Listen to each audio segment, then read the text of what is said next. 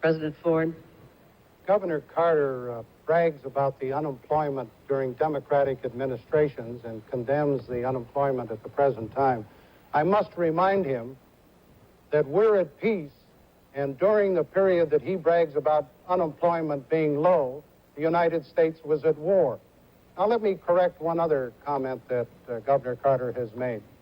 I have recommended to the Congress that we develop the uranium enrichment plant at Portsmouth, Ohio, which is a publicly owned U.S. government facility, and have indicated that the private program which would follow on in Alabama is one that may or may not be constructed, but I am committed to the one at Portsmouth, Ohio.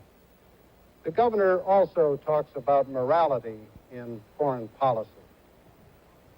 The foreign policy of the United States meets the highest standards of morality.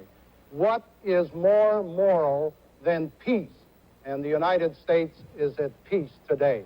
What is more moral in foreign policy than for the administration to take the lead in the World Food Conference in Rome in 1974, when the United States committed 6 million metric tons of food, over 60% of the food committed for the disadvantaged and underdeveloped nations of the world. The Ford administration wants to eradicate hunger and disease in our underdeveloped countries throughout the world.